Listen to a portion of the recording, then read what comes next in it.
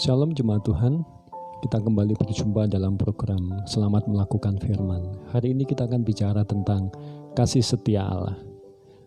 Rantapan pasal 3 ayat 22 sampai 23 berkata begini, tak berkesudahan kasih setia Tuhan, tak habis-habisnya rahmat-Nya, selalu baru tiap pagi, besar kesetiaanmu. Thomas Obadiah Chisholm lahir pada tahun 1866 dan kemudian meninggal pada tahun 1960.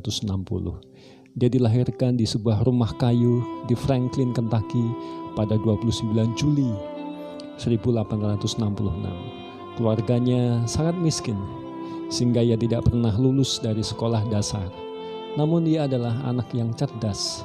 Karena kecerdasannya tersebut, Thomas diangkat menjadi guru di sekolah itu saat usianya bahkan masih muda, sekitar 16 tahun. Hingga menginjak dewasa, Thomas secara ekonomi memang bukanlah orang yang kaya. Bahkan ketika menginjak paruh usia, kondisi kesehatannya rentan sekali, sering sakit-sakitan, sehingga beberapa pekerjaan dan bahkan pelayanan harus dilepaskan karena kondisi kesehatannya. Namun begitu, Thomas adalah orang yang mengasihi Tuhan.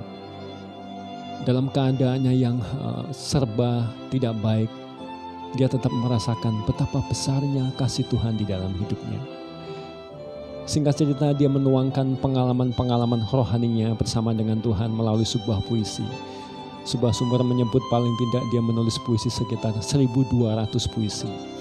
Mungkin puisi yang paling kita kenal dan kemudian digubah menjadi sebuah lagu adalah sebuah pujian yang mengatakan Great is thy faithfulness, besar setiamu, yang ditulis di dalam sebuah pujian Kidung PKJ 138.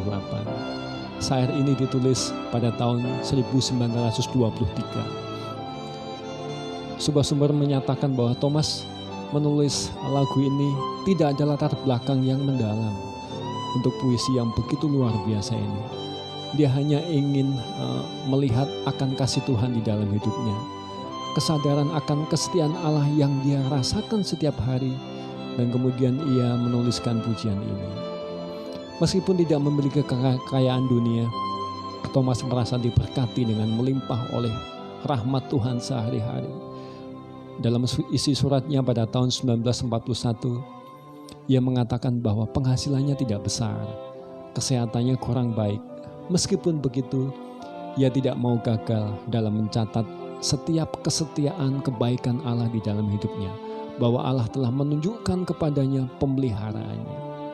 Bapak Ibu Saudara yang dikasihi oleh Tuhan, sadar atau tidak sadar, jika hari ini keadaan kita mengalami hal yang baik, kita mengalami penyertaan Tuhan, dilalukan dari hal-hal yang buruk, yang jahat, saya percaya itu semua karena berkat dan kasih Tuhan.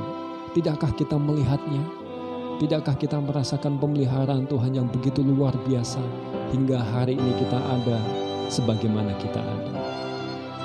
Bapak Ibu Saudara yang dikasihi oleh Tuhan, saya percaya bahwa Allah itu tidak harus membuktikan bahwa Ia mengasihi kita setiap jam dan setiap hari.